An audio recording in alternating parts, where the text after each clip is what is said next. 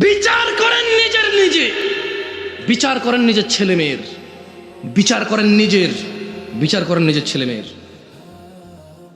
জাবের রাদিয়াল্লাহু আনহু থেকে বর্ণিত, তিনি বলছেন, ইন্না বাইনার রাজুলি ওয়া বাইনাশ শিরকি ওয়াল কুফরি তারকুস সালাহ, নিশ্চয় শিরক কুফরের মধ্যে পার্থক্য হচ্ছে নামাজ ত্যাগ করা।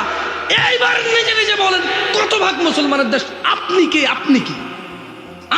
আমি কি? হুজুর কে? হুজুর কি? তার জুমার মুসল্লি কি? তার সমাজ সেবক কি? তার সমাজ সেবী কি? তার মেয়ের জামাই কে? তার মেয়ের জামাই কি? কার সাথে সে তার মেয়ে বিয়ে দিচ্ছে? কোন ঘরে এই ছেলে কোন ঘরের মেয়ে নিয়ে আসতেছে? তার বউ কে?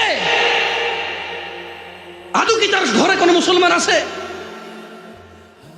আমি বলি নাই। জাবের রাদিয়াল্লাহু আনহু থেকে বর্ণিত, আমার সাথে বলেন, ইন্না বাইনার রাজুলি, জোরে বলেন, ইন্না বাইনার রাজুলি, জোরে বলো, ইন্না বাইনার রাজুলি, নিশ্চয়ই একজন ব্যক্তি। তুমি একজন ব্যক্তি তো না? একজন তো তুমি, ঠিক আছে। এই হাদিস এটা বলতেছে, নিশ্চয়ই একজন ব্যক্তি।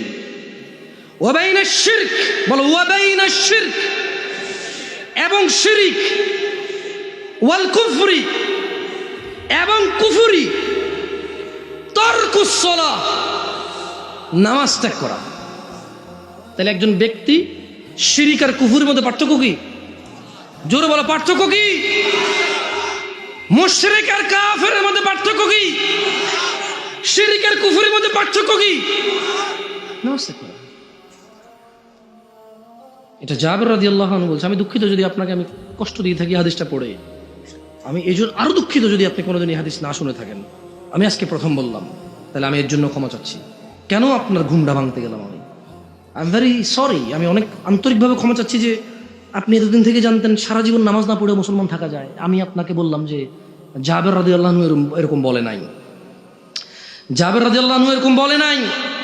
তিনি বলছে যে আল্লাহর নবী বলেছে যে শিরিক, কুফরি আর ব্যক্তি মানুষের মধ্যে পার্থক্য হচ্ছে নামাজ। অন্য অনেক হাদিসে আসছে যে সালাত ত্যাগ করে সে কুফরি।